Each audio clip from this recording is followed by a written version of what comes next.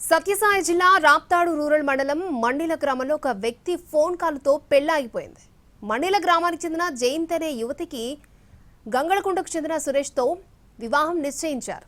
ఇవాళ ఉదయం 11 గంటలకు ముహూర్తం ఉంది. అయితే కొద్ది రోజులుగా ముస్టూరు గ్రామానికి చెందిన బాలచంద్ర అనే వ్యక్తి ప్రేమ పేరుతో జయంతి వెంట పడుతున్నాడు. అతనికి ఇప్పటికే పెళ్లైంది. అయినప్పటికీ జయంతి వెంట పడ్డాడు. జయంతి కుటుంబ సభ్యులు మందలించినా ఊరుకోలేదు. నెల క్రితం సురేష్తో జయంతికి ఎంగేజ్మెంట్ జరిగింది. దీంతో కోపం పెంచుకున్న బాలచంద్ర పెళ్లి కొడుకు సురేష్కి ఫోన్ చేసి తాను ప్రేమించిన అమ్మాయిని ఎలా పెళ్లి చేసుకుంటావంటూ నోటుకొచ్చినట్టు మాట్లాడాడు. అలాగే జయంతి ఫోటోలను మార్ఫింగ్ చేసి సురేష్కి వాట్సాప్లో పంపించాడు. ఈ విషయం సురేష్ తన తల్లిదండ్రులకు చెప్పడంతో వారు అమ్మాయి తల్లిదండ్రులకు విషయం తెలియజేసి పెళ్లిని రద్దు చేసుకున్నారు. మన్నీల గ్రామ పెద్దలు కలెక్ట్ చేసుకుని బాలచంద్ర ఇంటికి వెళ్లి ప్రశ్నించగా వారిపై దాడి దిగారు బాలచంద్ర కుటుంబ సభ్యులు.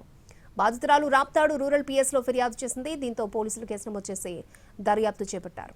రెండు వర్గాల దాడుల్లో ఇరుపక్షాలకు గాయాలు కావడంతో ఇద్దరిపైన కేసులు నమోదు చేశారు.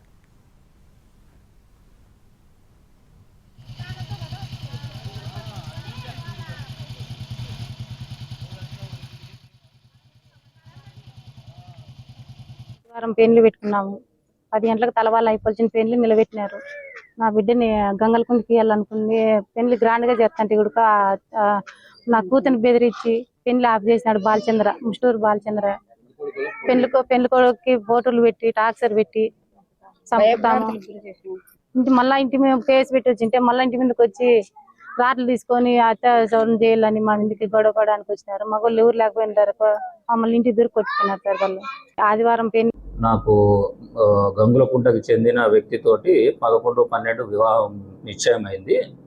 అయితే మన్నీల అంటే ఇంతకుముందు ముస్టూరుకి చెందిన బాలచంద్ర, వాళ్ళ తండ్రి పేరు ఈశ్వరయ్య.